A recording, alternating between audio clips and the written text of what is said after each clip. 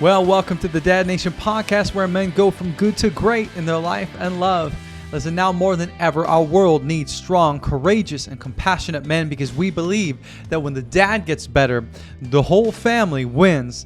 Now, this movement is called Dad Nation, but ultimately this is for the wives, the children, and the generations to come, because we also believe that every wife and child deserves a father who is pursuing greatness. I am your host, Mitchell Osman, and I'm so thrilled that you've decided to spend this next 60 minutes or so with me. Okay, so today I'm going to be talking to my friend Cory Jenks. Now, Cory is a convention-breaking pharmacist, comedian, author, speaker, and dad from Tucson, Arizona. Since earning his Doctor of Pharmacy degree in 2011 from the University of South Carolina, he has been on a mission to help people get off medications through lifestyle. Now, since 2013, he has taught, coached, and performed improv comedy for thousands of people. And since 2022, when his first book called Permission to Care, Building a Healthcare Culture That Thrives in Chaos came out, he has been making readers laugh out loud while reading. And his newest book, I Guess I'm a Dad Now, provides practical and hilarious tips, tricks, and stories to help new dads earn that #1 dad shirt that they will inevitably be gifted on their first Father's Day. With the little spare time he has, Cory enjoys harvesting rainwater, raising chickens, and attempting to play various sports with variable success. And he is currently earning his master's degree in dad jokes with the help of his daughter and his 2 sons. Now, this conversation was so insightful. You're gonna learn that Cory's way of doing life, of fatherhood, is very unconventional. He has an unconventional look at it. He has a funny take to it. And I know you're going to enjoy this conversation. There's going to be a lot of things to pull out of it. We get into it all. We get into the diet. We get into parenting. We get into social media, screens, bunch of stuff. So anyways, hope you enjoy this episode with Cory. Okay, let's head over to the conversation right now. Okay, all right. Welcome, Cory, to the Dad Nation podcast, man.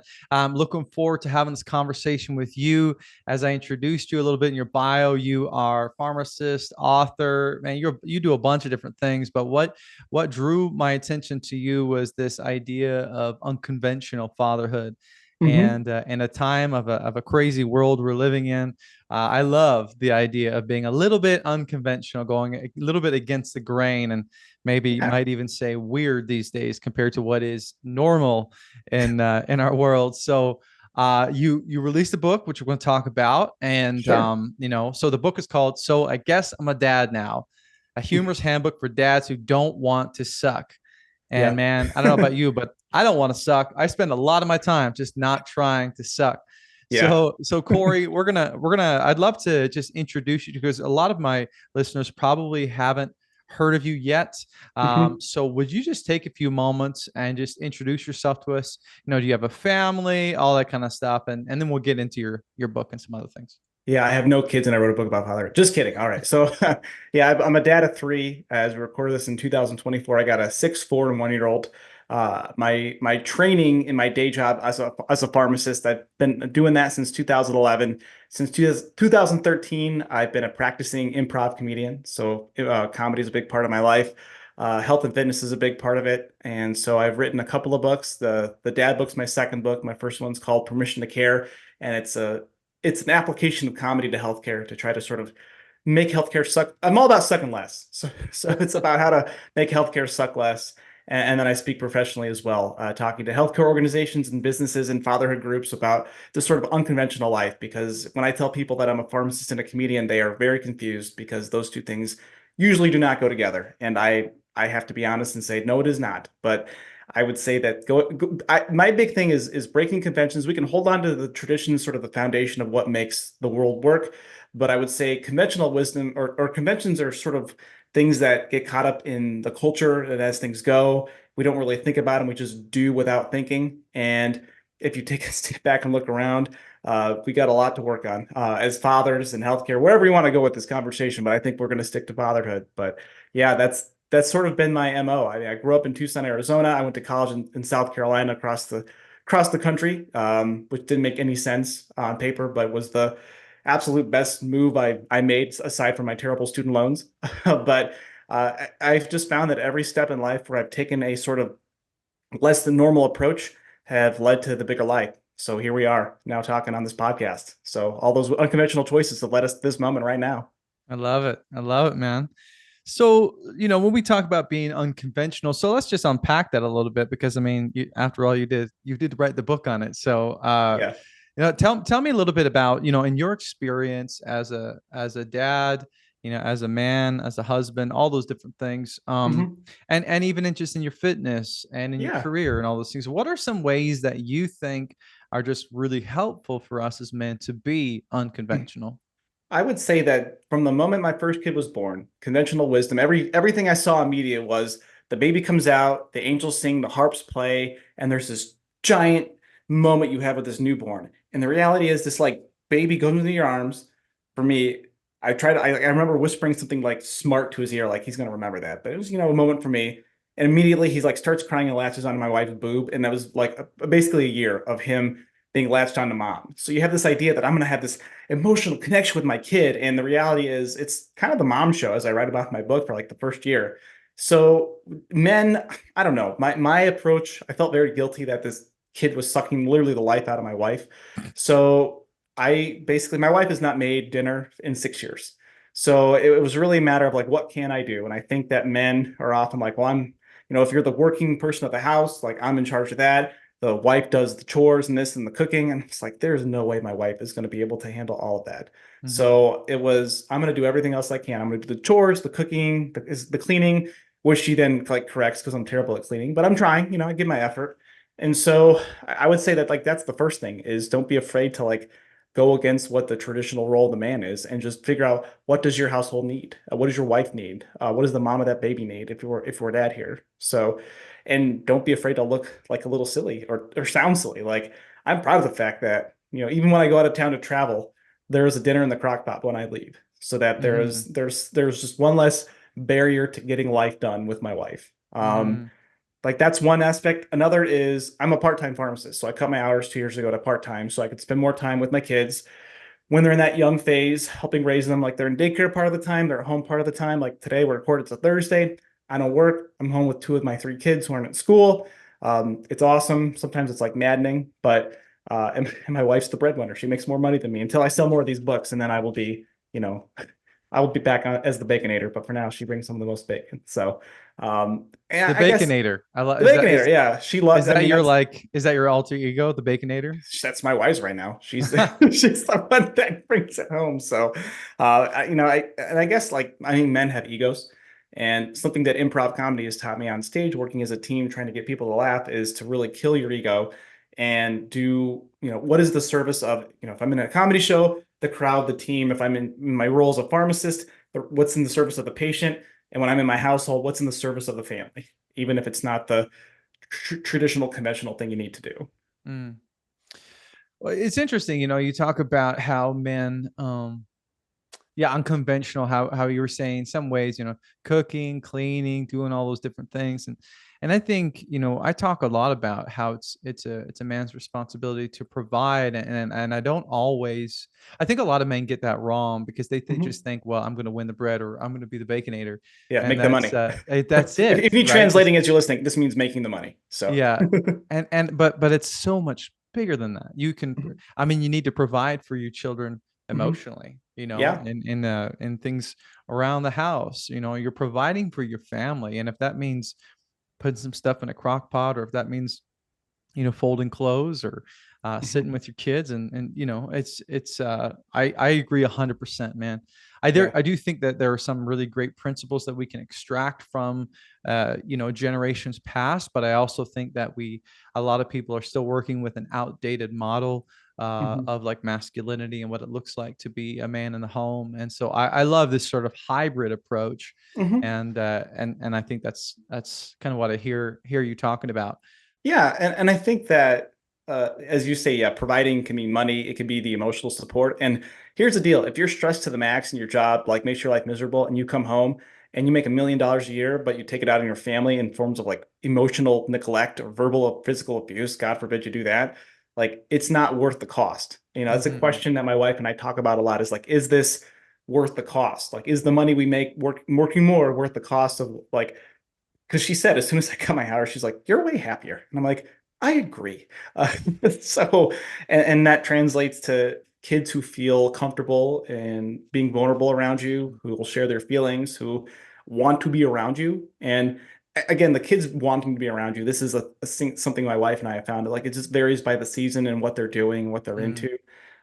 Like my first kid's sort of a mama's boy, but as he's gotten older, playing sports, trying to get him to play music. I mean, I'm not a great musician, but doing little things, trying to play the guitar together, trying to play golf together, have activities. Like as he's gotten older, he has a lot more of those dad watch this moments. And I'm like, oh, all right, mm, okay, you do care. Oh, all right. I mean, so and if I was mean to him all the time because I was angry at work, he wouldn't want that. And then, I look at this as sort of like investing. Like these emotional moments, these memories we make, they hopefully will compound over time. And as with money investing, past results are not a predictive of future gains, but traditionally you zoom out, the stock market goes up. Traditionally you zoom out, you make those emotional commitments or investments throughout life, those small ones, and let it compound over time. Hopefully I'm talking to you in 12 years and it's like, oh yeah, he's 18 and he's like good to go as far as 18-year-olds go. But yeah, we can't control that either. mm-hmm. Well, yeah, man, it's deposits, right? And we think, you think that I'm making the money, I'm doing whatever, and it's like, but there's so many more things that you can deposit in and create value as a man in the home, right? That will pay, I would argue, larger dividends than we could ever see in the financial world. There's some more valuable things in our personal lives, right? Yeah. Which are children who care about you, who know you, and a Mhm. wife that still loves you, and a life full of love, right? So Yeah. obviously, I think we're preaching the same message here. So Mhm. Yeah, and I think that, in the vein of breaking conventions, like conventional wisdom in society is make the most money, buy the most toys, have the most things. And oftentimes those things end up owning you. Like you have this. mhm. I drive a terrible old car.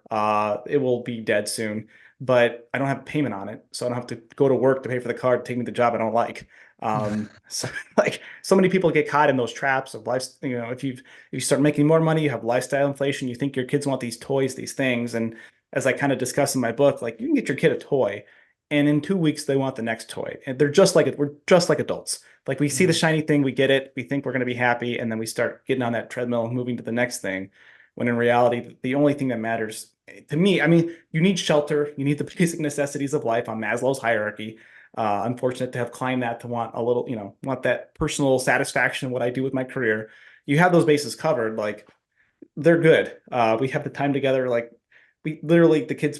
It's a cliche, but like we have a bunch of cardboard boxes the kids play with, and they play with those more than any toy that mhm, they get. So mhm. when you think of I need to buy them these things, like eh, I'd rather buy my time back with them. Mm. Yeah, that's good, man. That's so funny you mentioned that went to Portugal like we were just talking about before the show started. Yeah. So we're there for 3 weeks, and me and my wife were like packing, and we're thinking through all the toys and stuff. Like, what's his favorite toys? We got to pack all the right things so that we can keep him entertained on the plane and when he gets there, because we won't be able to have some of these bigger toys that he really likes, and blah blah blah. We went through this whole thing. We get there, and the toy that he played with by far the most was a little pack of Tic Tacs Yep. that he just shook and shook and shook. And we still have it. We bring it home. He plays with it like every day. It's the funniest thing. It was just like his grandfather's pack of Tic Tacs, and he just Yep. loved it. And it was like, are you kidding me? Like, or it could be a crinkly bottle of water, or it could Yep. be, anything. So it's funny. I remember our kid flew when he was about a year old, and his favorite thing was the menu on the plane.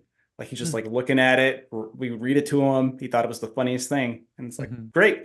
And if you're traveling, or you can be traveling to Portugal, you can be traveling to the grocery store. If Mhm. you're overloaded with crap, it's just going to make everything more complicated because they're going to lose something, they're going to break something.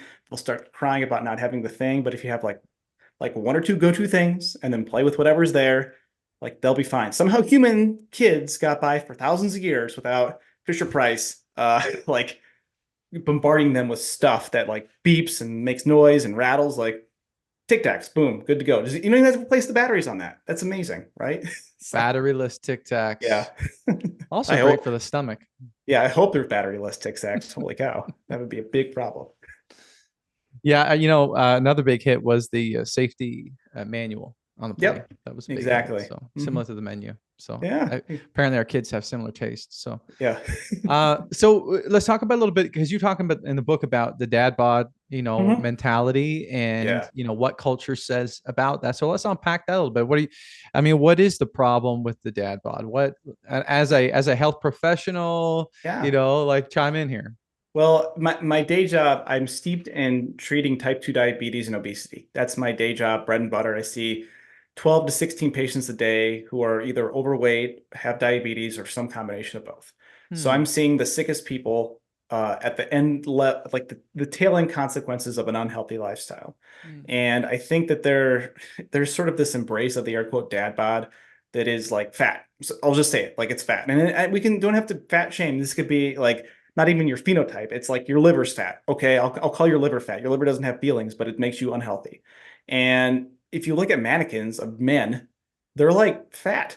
Like mannequins used to be literally like fit model like things, and now they're modeling dad bots. Or if you get on Instagram and you have ever searched for like dad anything, you get all these ads for like, here's a shirt to make you look less fat. I'm like, Yes. oh, that's not a good sign for society. So I'm not here to say you have to have like a washboard six pack and run marathons, but the importance of being in shape, like one, people who will say how much they love their kids and then treat their bodies like crap. Like how long do you want to be around for your kids? And of Hmm. course, there are things beyond our control that can change that. But I want to stack the deck in my favor. So that's one, like longevity to be there for your kids, hopefully grandkids. Number two, like kids are a lot of work and they're a lot of energy. And if you're out of shape, you're not going to be able to keep up with them. So you're going to end up throwing them in front of a screen, which is going to start a cycle of unhealthy lifestyle for them. Hmm. And I guess for three, like you just want to model how, like, I get really frustrated because kids, I believe, have this birthright. We all have a birthright to like vitality, health, and we're just destroying that with the way that we feed them, the way that we have them conditioned to look at screens all day. And so if you're modeling this unhealthy behavior and you tell them to be healthy, they're not going to know they're full of crap. Like I remember every kid I played little league sports with, soccer, well, I didn't play football, but baseball, basketball. All the parents that were out of shape were like, you got to play sports. And like the parents didn't do anything. The kids didn't want to do it either because the parents weren't doing it. So I think modeling that behavior is important because you got to be able to do what you say. And I take this in, for my kids and for my patients. I show them the exercises I do. I tell them this is the way I eat. I wouldn't tell anyone to do this if I wouldn't do it myself. Hmm. And now we have a generation of I'm a millennial, I'm 37, of young men who are sick in their 30s, and that's not going to look good in your 40s, 50s, 60s, and if you make it to the 70s and beyond. So it's sort of like, I don't know, the dad bod's celebrated, and it's celebrating mediocrity, and that's um I'm not down with that. I'll just in so many words. Dude, I love your candor, your honesty. It's Like, true. yeah. Dude, I'm not going to mention who it is, but I remember the first time I saw the Instagram ad for a T-shirt that would fit and make you look bigger and less, and less Yeah. chubby, just so that you could get more girls or whatever. And I was like, well, what about just like exercise? What about just take care of your body? Hmm. For your future wife or for your future children? What about an Yeah. ad that just taught us how to implement disciplines in our lives to Yeah. legitimately live healthy lives, Mhm. not have the appearance of being healthier? The Like, facade. Well, and I'll say this: you appreciate my candor. I will look at it from the other side of things too, because we do have an environment. And this is what I tell my patients: is we have an environment that is designed to make us obese and unhealthy. We've never been like within if you live in a major city with any of those food apps delivery, you can 30 minutes eat whatever you want at almost any time of day. You can eat better than any king did 100 years ago. Like the highest class person 100 years ago is not living as comfortably as like a middle class to even like lower middle class person today. If you're able to, if you put the money you have into like ordering food, and you're going to do it in a climate controlled room with a device that literally will give you infinite entertainment, like mm, infinite entertainment. So I empathize with people, and the food is made to be addicting. There's I mean, Taco Bell created a fourth meal. They couldn't feed us in three meals. They created a fourth meal. Like, so I acknowledge that, but I also acknowledge that with that knowledge, it's our responsibility to work on our own environment and our own habits to sort of push that away to take care of ourselves. And so sort of like a two, it's, I hate to think of it. It's basically like people are really into fitness or people are really not into fitness, and there's no like middle ground at this point. So, Mhm. but yeah, the acceptance is of being unhealthy is disturbing. I'll just say that. Hey, I promise we're going to get back to this episode, but I just wanted to take a few seconds to tell you about a free marriage course that I'm offering, no charge, and it's called Remodel Your Marriage. And it's a 4-step blueprint to understanding your wife, keeping your cool, and getting the fire back in your marriage. And in this course, we're going to dig into the 4 foundations that every successful couple understands well. And that's number 1, how to love each other well. Number 2, how to feel and how to communicate how you feel, how to communicate through conflict. Number 3 is how to fight fair and how to fight well. And then number 4 is how to have fun and to break out of that routine of becoming just really great roommates.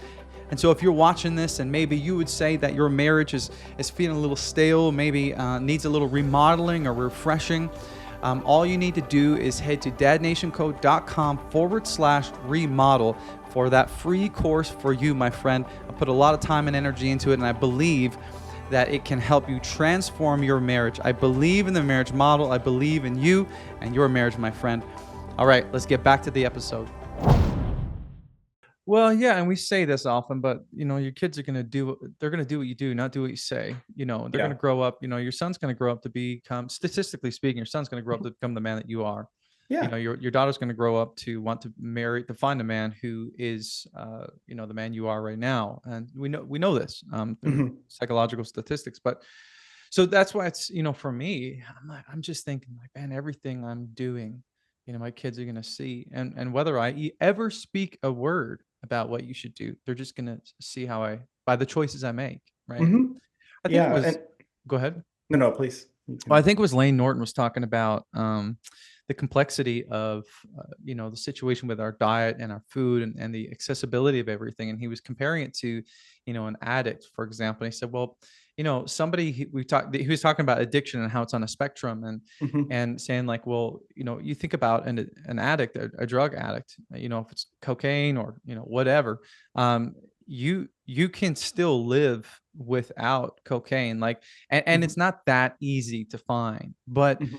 if you have anything close to like an addiction to food or an emotional relationship with food where you develop a dependency on it, it's tricky because you actually need that food to live, and you are inundated everywhere you look, on social media, on TV.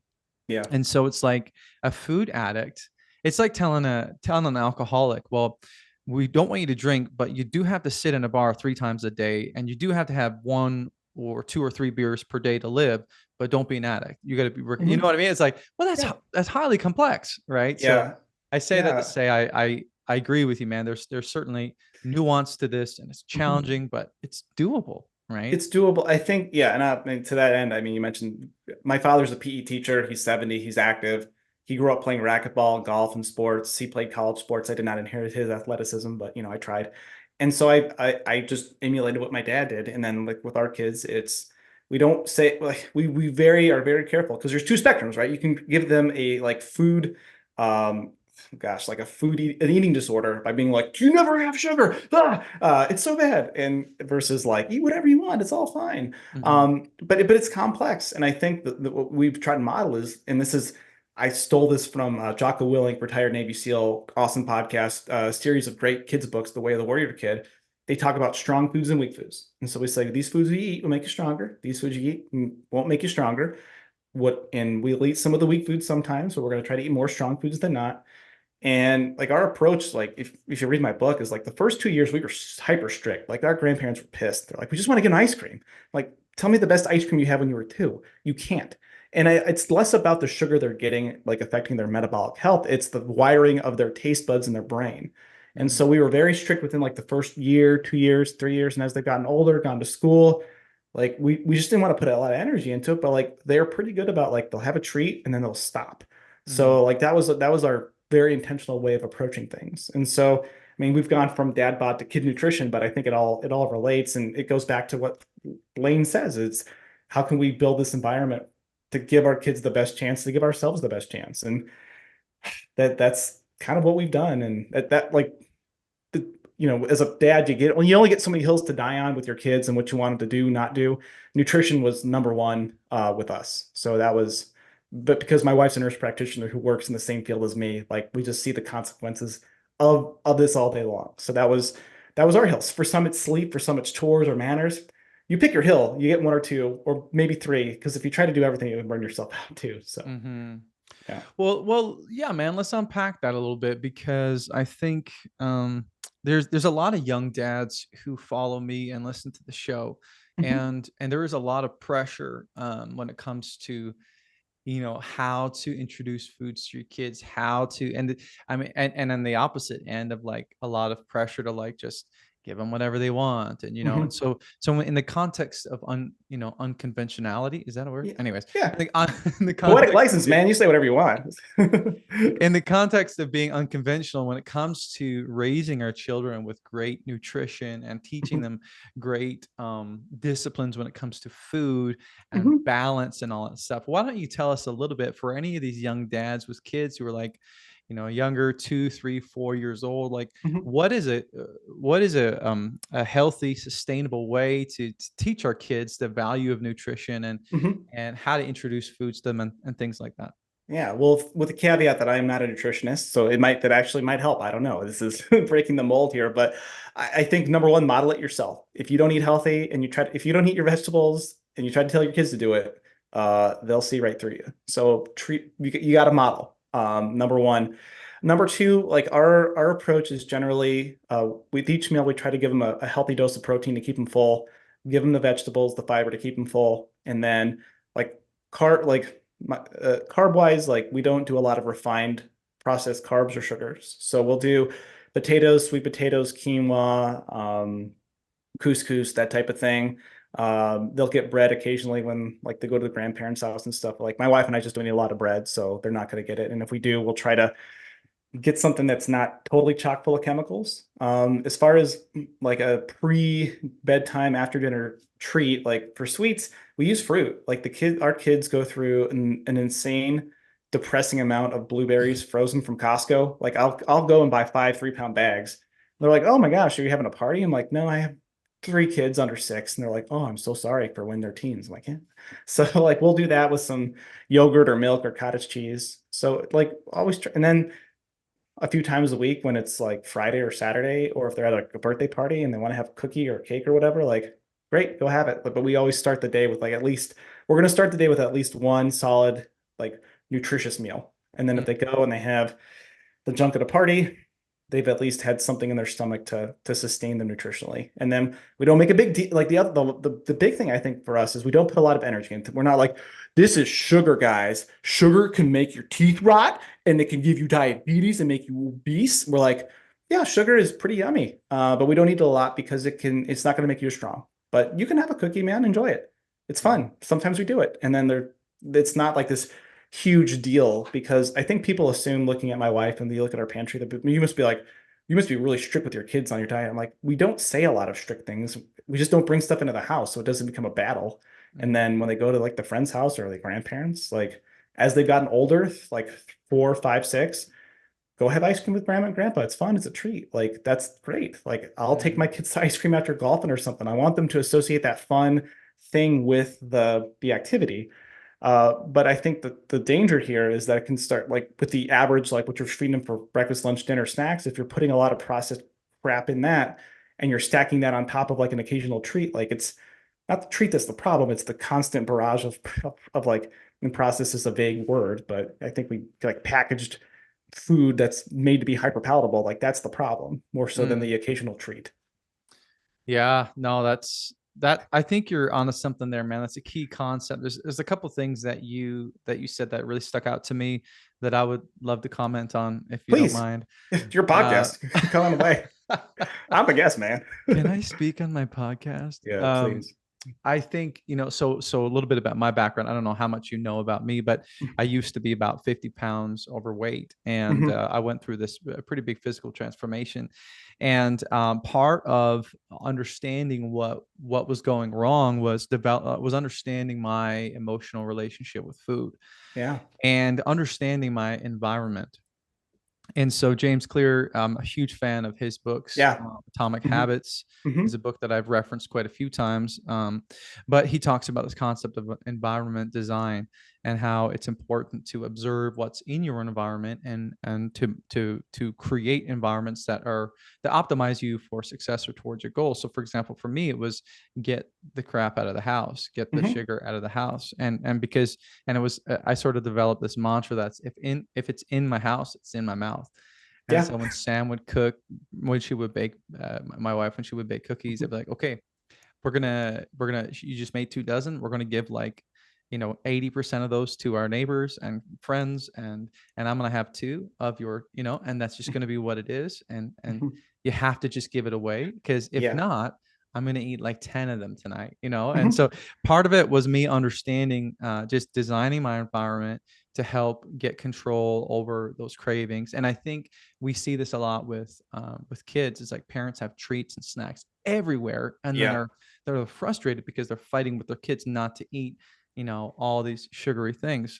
Hmm. Number two, during that process of weight loss, I did a course, a free course that was made available to me, and that was really just designed around our psychological or emotional relationship with food Hmm. and being able to identify behaviors and different things that we develop around food. And one thing that they had mentioned, and they sort of took us through this thought exercise, and they had said, well, when you had a bad day, when you came home from school and you were talking to your parents, what did they do?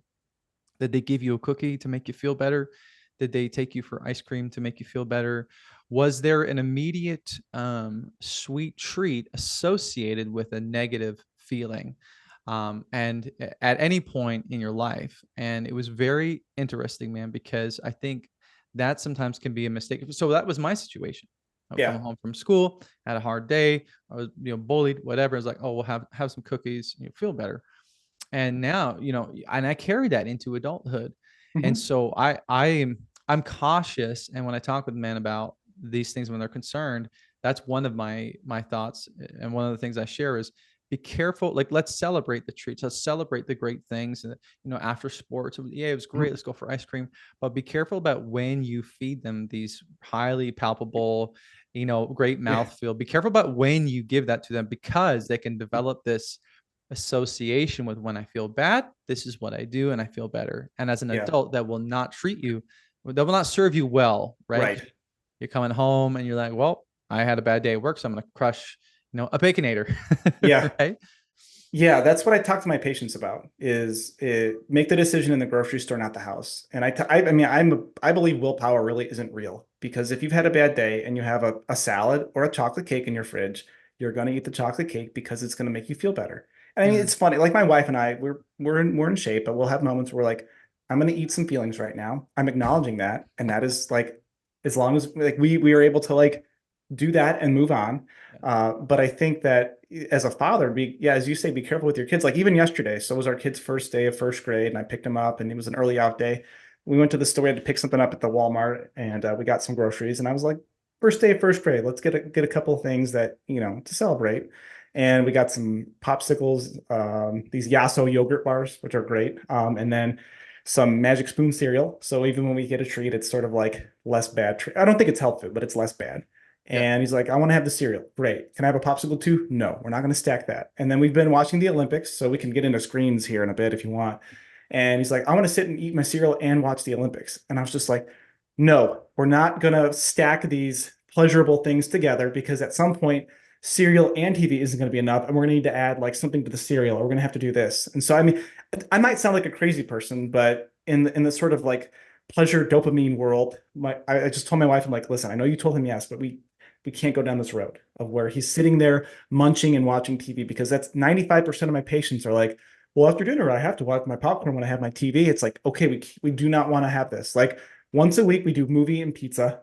And that's the once a week that we can like eat and watch TV. Like that's once a week. It's an event. We know it's a known thing, beginning, middle, and end. It's not a habit. And it's in that vein of what you're discussing, like trying to build the non-conscious habits that our kids have. Like, so yeah, in way too long way of explaining, I'm with you there. And as a parent, it's being like super vigilant about how you're introducing these things and in what environment that you're doing Well, dude, yeah. Oh man, I have so many thoughts. it. But the habit stacking, can be a great thing in the context of building great habits, but it can also be used in a negative Hmm. way where you're stacking negative habits. Yeah. And that, what you said, this like mindless consumption of calories while we're watching TV Hmm. is such a in my experience has been such a problem, because what Yeah. people will do is they'll say, well, I'm just going to open this bag of chips or have this, bag of M&Ms or, whatever, and I'm going to watch my movie. And you're not actually observing how many things you're eating or how many calories you're taking in. And so you could slam a giant bag of Doritos while watching TV, Hmm. and then the show is over and you had no idea you even ate it. Yeah. And it's like, well, you just consumed like 1,000 calories. Not Hmm. only did you not even recognize it, but you couldn't even be fully conscious to like appreciate the flavor and to enjoy what you're eating. And Hmm. so it both robs you of the full enjoyment of the food, Hmm. and you're also just mindlessly consuming, and you're stacking those two things together. And so for me, when I talk with men and we do like an audit of their diet and when they eat and how they eat and what they eat, Hmm. so often we see that of like they're sitting down watching TV and then they grab, whatever, the Yeah. candy, the chips. And so even Hmm. separating that and saying, hey, I actually made this rule for myself, and this is another rule I made for myself back when I was determined to lose the weight. It was like, I will not eat while I'm in front of a screen. And Yeah. if I want to do it, I'm going to eat first, and then I'm going to watch the movie, or I'm going to watch the movie and then I'm going to eat after. And then Hmm. when I say screens, I'm saying phone as Yeah. well. Like put Hmm. everything away, sit down, put the plate in front of you, and eat the food, chew it, think about it, taste it, enjoy it, and Hmm. then clean up and then go watch TV. And even Yeah. just that separation of those two and that unstacking of those, actually, it's pretty cool how it helps you be so much more mindful about what Mhm. you're consuming. Yeah. And I mean, we've talked diet to death here. I don't know how much we want to go into. Well, I'll end with this. So we had orientation for our middle kids preschool yesterday, and it's a small kind of school. So they're familiar with us and they've kind of worked with our kid in other capacities. And as we were talking about snacks, and she's like, oh, by the way, I just love your son's lunches. They're so good. And I was like, okay, validation. Like the teacher acknowledge that what we're feeding our kid is helping with their behavior, with their attention. She's like, oh yeah, what they eat, you can definitely tell how they behave. And so, and I've chaperoned a couple field trips, and my wife has too, and observing what these poor kids are getting in their lunches. I'm just like, there's no real food in this. And they're like, I don't know why my kid can't focus. I'm like, because you're just giving them like empty carbs, basically, and juice. Like that is why. But I'm the I think we've hit this pretty hard. Unless I mean it's your podcast, unless you want to go deeper on this. Nah, So you know what? I was going to use the screens as a segue to screens. You kind of ruined yeah. that segue. So, Oh no. but now it's awkward. I'm just kidding. But actually, you did mention we just talked diet to death, but Yeah. I just want to jump back to the diet just Please. because Yeah. it may not be totally dead. We're going to keep kicking this carcass. Yeah. But one thing you mentioned back, it just came back to me: protein and fiber. Hmm. This is another thing, man. It's so protein is your most satiating macronutrient, and Hmm. fiber is so good when it comes to making you feel satiated. Both of those, and so we Hmm. we tend to focus on foods that are rich in carbohydrates, like grains and all that stuff. It's like if you can start off your kid with like a good supply of protein in the morning and a good dosage of fiber, that's going to Hmm. help them feel satiated and full, get them, like you said, a good strong start to the day. And I just Hmm. love that. And I think not everybody thinks that way, Yeah. yeah, and both as kids and as adults, right? Oh gosh, yeah. I mean, the people I work with that come in with their like basically coffee milkshakes, and then they're like at 10 o'clock, like, I don't know why I'm so hungry. I'm like, because you just had like an insulin spike and a sugar crash. That's why. But yeah, and I like those breakfast. It doesn't, and I get everyone's rushed in the morning. So I mean, for us, it could be cooking eggs, hard-boiled eggs that are pre-done, cottage cheese, yogurt, breakfast meat, like all of these, like peanut butter and apples, like all of these things are things that we've done. And actually, in my book, I have a lot of very like dad-friendly basic recipes and suggestions. So if you're like, I'm a Hey, dad, I don't know how to, I drag my knuckles, I can't cook. I'm like, here, I have recipes where there's literally like no, there's ingredients with no amounts. You just throw it together and see how it tastes, and it'll be good enough. So, cool. and there is some measuring if you want to do that, but there's like a number of ways that you can do this that you can feed them and hopefully, and like not make them tired of the same things over and over again. Mm, So, mhm. and if you have trouble with your kids' behavior, like the hard part is if you've gone down the road and they're eating more sugary processed stuff, it's going to be harder to get them off it. But if you do the same thing, if everyone's doing it, then again, this you're on this, like you're in this tribe. They don't realize you're in family tribe. But if everyone's doing this, then it's easier than if it's like you need to stop doing this thing. And but if you keep eating donuts as a parent, like they're going to see that. So set the example, and good luck. And You eat, it's an like we talked about investments earlier. It's an investment that's, I think, well worth it. mm. Yeah, you eat this broccoli while I slam some M&Ms. Hey, exactly. That's not That's gonna not fly. fair. That's No, not fair. As an adult, no, that's not fair to me. If no. somebody said that to me, let alone be a kid. Yeah, Okay, so let's talk about screens. You yeah. talk about, like I said, this whole idea of being unconventional.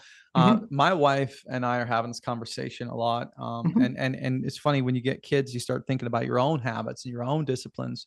Hmm. And I've done a lot of studying and research on screens and the effects of screens and all that stuff. And we've had previous guests that have talked about this in the past. But I love that each new person brings a different nuance to the conversation. And Hmm. so, what does screens look like in your home? How Hmm. have you introduced them when it Hmm. comes to at televisions, smartphones, whatever? And not just could you maybe give us a little look into your life and how you're doing that as a dad? Sure. So for us, like we'll start with probably the most ubiquitous screen for kids is like tablets for young kids. Our kids think that tablets are for airplanes and haircuts. That's pretty much the only time that they'll be watching anything on those. Now, occasionally we're in the market for a dog, so we'll get on there. It's an easier thing to get the laptop out or the phone, and we can look up the dog on there. My 4-year-old really loves the song "Eye of the Tigers." We just watched the music. We just were on a screen right before this as we talked. But really, like we limit those immensely. Like we're in the car, they're not on a screen. When we're in the store, they're not on a screen. We go to Costco, we play a game of build a fort of the blueberries in the cart. Like we're all working together. Smartphone. My oldest son now knows the password to my wife's phone. He'll play like Words with Friends with my dad and his grandma. And on the one hand, we're like, oh, he's learning words, but on the other hand, like we got to a point a few weeks ago where he's bored and he's going to this every time. And so we've kicked even the Words with Friends off. So like they don't get a smartphone. And we have a TV in the house. So for people who are totally anti-screen, you're probably yelling into your listening device, "Oh my gosh, we have a TV." We do. Like the rule in my house is if he has to watch baseball, I have to say yes. So I'm down with sports. We've been watching the Olympics. Because to me, I want him excited. I want them excited about athletics, but that's just my personal preference. As far as shows, we do a Friday movie night and then like maybe Saturday night. And my wife works from home, and if I'm gone, it's a terrible thing to do, but sometimes, darn it, like 60 minutes of some Netflix show that we vetted will do. And we have no illusions that these screens are there's anything educational about them. We have zero illusions about that. We admit that at best, what we can do is bubblegum that does not make them worse. Um, because for us, if they're on a screen, it's not just what they're consuming, which could be manipulating them, whatever they're watching. It's the opportunity cost of what they're not doing with that time. They're not playing, they're not being creative, they're not picking up an instrument, they're not playing a sport, they're not building something, they're not drawing something, not reading something. And so, and I'll say this, like being a dad and parent is really freaking hard. And sometimes my wife and I don't even have time to have a conversation, and our kids are just not quite good enough. Sometimes they will do it, but converse about it every time that it's on. And we're like, okay, why are we doing it now? Okay, this is what we're going to watch. We look up the ratings on whatever website my wife has on, the movie or the show. And it's like, okay, it's approved by this. We're not going to get any violence or language or suggestive material. All right, here's 60 minutes of numbing, and then we're done. Mm. Um, so I would say again, the word I would use is we're very intentional about it. We try to limit it, and the only fights we have is with my oldest because like there's these shows are designed to make you want to come back for more. So like he'll complain about it, but even my 4-year-old's like, I've had enough, Dad, and turn it off. So Mm. good for him. Dude, I love I mean, you just said something that was so good, and it just we went past it so fast. Oh, I'm sorry. I want to bring it back. No, it was fine. You said it's not about with the screens, it's not about what they're learning, it's about what they're not learning or what they're not doing. What they're not doing, yeah, the opportunity cost of that time spent on a screen. Mm. Okay, so you would say things like reading, drawing, creating, building, the Playing. Yeah. playing Mhm. would be more valuable than anything that they would learn on a screen. Yes. Um, All right. yeah, like that. If you design, I mean, the people that make these shows are going to make the argument, oh, that's educational. You'll learn this stuff here. And there are times where we'll put on like a YouTube documentary about volcanoes or something because the kids are reading about volcanoes, like, and they might learn a couple things. But on the whole, like, and I don't know the statistics of the number of hours kids are on average are watching screens a day, but it's like multiple hours. And that to me is insanity. So, and I say this as a kid, I had a TV in my room from like age 6 on. I could Mm-hmm. quote every Simpsons episode from 93 to 2004. I'm really good at that. It's helped in my comedy career. But in retrospect, I sure wish I could play the guitar better. I sure wish I Mm. knew Spanish better. Um, so, like, I had good memories of TV with friends, playing some video games. Like, I did that. But what would I have rather been doing now that I'm 37? So, but yeah, I will make the bold statement that what they're doing playing in real life is pretty much more valuable than anything they'll be watching. I made a post on Instagram just last week about the value of letting your kids be bored Hmm. and just forcing them to figure it out, and how I think as a generation, I'm 37 as well, All right. same as Oh, these you look millennials. great too. Yeah. Thank you. Ah, remember when old people looked old? Not us. Yeah, not us, man. We're aging well, I Yes. think. It's just probably all the broccoli.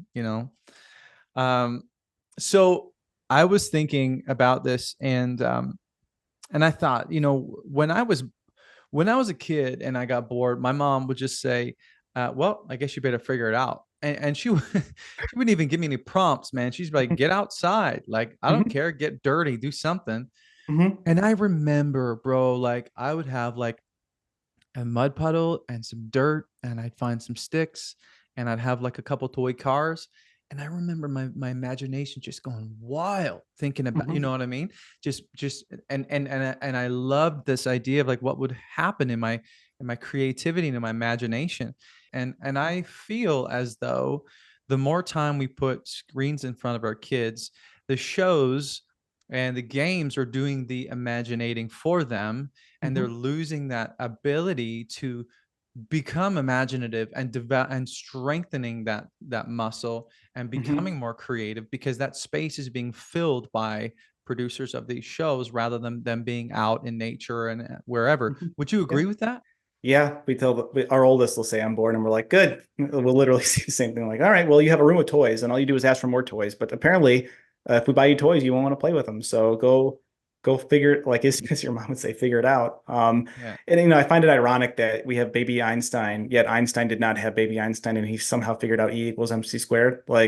Uh, like we built all we had all this like we had industrial revolution and area screen in sight for our kids to learn and grow and develop mechanical engineering skills. So I'm not saying that we can't learn stuff. It's an amazing world now that we could learn something on YouTube in a matter of months that would have taken Mhm. years and cost a ton of money in the past. Everything here is a tool, but so is a Mhm. chainsaw. Like Mhm. chainsaw can be really good if you need to cut a tree down, but it can also cut your arm off. And Mhm. so like the screens, the technology that we have can, when used well, can be really helpful. And when abused, you cut your own like leg off metaphorically. Mhm. So yeah, it's giving them that opportunity to play. And what's fun is like my two boys are 4 and 6. They're old enough now to like they'll go create their world. And it's really fun to watch them build and create and imagine. As they get older, I'm sure it's going to be a struggle. If I can recommend, there's a great Substack called The Analog Family, someone from Canada. It's a mother of three. I've been reading it like nonstop lately, and so it provides a lot of great information and suggestions and approaches for families to do it screen free. Like she's like pretty much told there's not even a TV in their house. So Mhm. I feel so weak having a TV in my house compared to them. But How dare um, you? I know we don't have cable though, so for what it's worth. So I think I wrote this book. I'm not the expert, but I've lived this for 6 years, and it's designed for parents. Dads up to about 6 years, 5, 6 years, and Mhm. all like going along the world of breaking conventions. Like all the other kids are on phones and tablets and devices. Like we were at orientation for preschool yesterday, and other families in there with their 4-year-old, and they're like, oh, the 12-year-old's in the car playing some video game. I'm like, okay, fine. It's hard. Kids are hard. I just don't want that to be my kid. So, Mm, anyway, yeah, that's what we're trying to do. And if you have a 13-year-old and you're probably like, well, wait till they want a smartphone. Like, yep, I will have to wait, and we'll see ahead, and we'll have to fight that battle. But that's where we're at now. And I mean, if you ask Gen Z and kids in high school, like they don't want these phones and devices and social media, but all the friends have them. mm, So it's sort of like your food environment. How can you build a social environment where you want to, have other families and kids that have the same values as this? And we have several in our neighborhood, fortunately, that we're simpatico with as far as the sort of childhood we want to provide for them, and that is fewer screens when possible. So mhm. Cool, man. Well, we're gonna wrap up the episode in just a few minutes here, but let's bring it back to the dads again, yeah. because I think honestly, man, you're a pharmacist. Your wife is a nurse as well, and you guys have been in this world for a while. Obviously, you're in great shape. You're passionate about this. You wrote a book about a lot of different things with recipes and all that stuff. So before I always want to make sure that these episodes are practical and that we give men some real tactical things that they can take away from the episode. Yeah. So if there's any men who are listening who are really struggling with like the new rhythm, they got some kids and they're losing themselves. Maybe they've gained some weight. Maybe Mhm. they've lost connection with their spouse. Maybe they're, find themselves too overwhelmed or busy. What Yeah. are like 3 or 4 like just good timeless top tips that you would give some of these younger dads to be paying attention to Mhm. so that they don't get lost in in this hustle and bustle of Yeah. fatherhood and all that? Of course. Yeah. I would say number one is expectation management. Your life pre-kids is no longer the same. What you thought you could have get done before will take longer. Uh, if you used to crush goals, it's going to take longer, unless you want to neglect your kids, in which case you will still crush your goals and your family will hate you. So it's your choice. I suggest like fostering your family. So I think that was the hardest part for me. I'm a pharmacist, sort of a type A personality. Hard to accept that what I used to get done in a day is going to take a month or a week or whatever. So expectation management's number one. Number two, communication with your spouse. Make sure they feel seen, heard, and understood. And the joke my wife and I have is we'll lay down for bed and say good morning, because like you wake up and the day just starts kicking you in the balls and you're just going all day long. So, and know that in the first few years, like the kids are the center of the universe. And if you can continue to check in with your wife, make the time for a date night here or there, knowing that as the kids get older, the universe shifts back to your relationship. That's the approach my wife and I have accepted. Like this season is the kids, but soon enough it will be us again. And not saying like you ignore your spouse in this season, but that's what I would say there is keep that communication open. And if you need to take care of yourself, like take an afternoon, hire a babysitter. If she needs to take care of herself, hire a babysitter. It's the best money you'll spend to recharge. Third tip is your health is number one, which I guess should have been number one of my 3 tips, but here we are at 3. Keep it simple. I think that for me, I don't have time to go spend all hours at the gym as I used to anymore. So I basically figured out like a twice a week strength training workout that is like 15 minutes. And if you're listening to this, I'll send it to you. Just connect with me on my website, CoryJenks.com. I'll send it to you. Even if you don't buy my book, I'll send it to you. It's an awesome one that I've kind of like stolen from some really smarter people than me in the world of exercise. Move as much as you can. And the last one is acknowledge that these kids are irrational human beings and have this goes back to expectation management. I expected way too much of my first kid way too young. And the more reps I've gotten with each kid, the more comfortable I've accepted that, like, oh, he's 3. He shouldn't be able to like understand that. I should not have yelled at him about that. And so admit your mistake, say you're sorry. You're going to screw up. But the goal here is to suck less. Mm. So every day try to suck a little bit less. And before you know it, you might even be tipping to good. Who knows? So Yeah, I love that. Well, okay, last question for you, man, before we wrap things up. And I ask this question to every guest who's on the show. I want you to picture for a moment that you just passed away. Okay. And the funeral bummer. yeah, I know. Sorry. Dang it. I'm ending this episode on a real dark note here. Yeah. But picture, your wife and your kids are sitting around the table and everyone has just left the service and they're at home and they're just reminiscing about the husband Cory was, about the dad he was.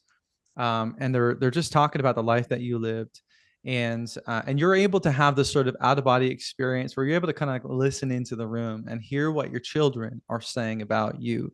Okay. What are some of those things that you would want your children to say about who you were, the dad you were, and the life that you lived? I'd hope they'd say that he really couldn't have done it any better than he did with what he had, the tools he had. Um, I think of my grandfather who passed away a couple years ago, simple guy, blue collar, but I hope they say, kind of like with grandpa, that everyone liked him. He was an easy person, easy to get along with. Of course, as a dad, he had to, tell us no sometimes, but he was just a reasonable, easy person. He was funny, he was fun, and he was thoughtful. Mm, And he provided the best life that he could have for our family. And I'm aw- glad he was my dad and husband. awesome. Yeah. Well, thanks for sharing that, man. And Yeah. I appreciate your time today. And I keep saying last question, but here's Yeah. the actual last question, because Okay. this is perhaps the most important question. If you say so, I'll believe it when I hear it. You're gonna love it. Yeah. For anybody who is hearing of you for the first time but wants to buy your book or wants to find you on socials or on the old interwebs, where Yeah. can people find you and how can we support you in what you're doing? If you go to my website, CoryJenks.com, and it's CORYJENKS.com, there's no E in Cory. My parents didn't buy the vowel. They were cheap. I don't blame them. They were both teachers. So from there, you can find all the information about my two books. You can find my socials from there. But on Instagram and Twitter, I'm at Pharmacomedian. So you can connect with me there. And my books are on Amazon. They're real life books. My friends and family are like, "Oh, you wrote a book. Like, where can I find them?" Like Amazon, like all the other books. So they don't always believe that I've like written a real book, which is, I guess, a compliment. I don't know. So connect with me there. If you heard something on here that you loved or you hated, let me know as politely as possible or as meanly as possible. It's the internet. Who cares? Mm, And I would love to hear what you think of my book. If you want a free copy of my audiobook, I have a few free copies I can dole out. If you want my workout that I do, I'll let you know. But I'd love to hear from you. Nothing I love more than connecting with people who are intrigued about what I'm bringing to the table, and hopefully I can make your life as a dad better. mm, awesome. I'm going to put all the links below that you just mentioned to your book, to your Instagram, X, I guess, Yeah. all the things you mentioned, website. So listen, Cory, thank you so much for joining us on the Dad Nation podcast, man. Appreciate the mission. Appreciate what you're doing. I think you're just making a way for a lot of men to have just healthy expectations and to be good, good dads. And that's some days that's all we can ask for. So Yeah. appreciate your time, brother. Oh, this is fun. Yeah. Like I said, at best, some days all we can hope for is to just suck a little less. And that's okay. We acknowledge Mhm. it and we get a little bit better. So this was Mhm. fun, man. I feel like I should have paid you. It felt like a therapy session. This was great. So uh, until next time, thank you so much. Well, there you go. That's the conversation I had with Cory Jenks. I hope it was fun and insightful for you as it was for me. As I mentioned, all of his links are going to be in the show notes below on whatever streaming platform you are listening to. If you're checking us out on YouTube and you're watching this, hey, leave it in the comments. What was the most unconventional thing that you're going to start trying to do in your fatherhood journey today? Or what was a big takeaway from you from today's conversation with Cory? Listen, that's it for me. Next week, we're coming up. I'm going to be doing some teaching on something you're really going to enjoy. So listen, stay tuned and stay locked in. Follow the show if you haven't already. Subscribe on YouTube. And hey, as always, if this show is impacting you in a positive way, would you consider giving us a rating or review on whatever streaming platform you're listening on? It'll be so helpful for us. And hey, listen, if you would like to contact me, if you would like help in your life, in your parenting, in your marriage, in your fitness, whatever the situation might be that you're looking for help in, I'm happy to serve you in the most powerful way I know how. So you can reach out to me via email. It's just mitchell@dadnationco.com, or you can check out my website at dadnationco.com, or just hit me up on Instagram at dadnationco, and you can find me any one of those three places. Happy to connect with you and to help see transformation in your life in whichever way you are needing it in this season. Listen, I hope you're having an incredible week. We will catch up soon. I'm in your corner.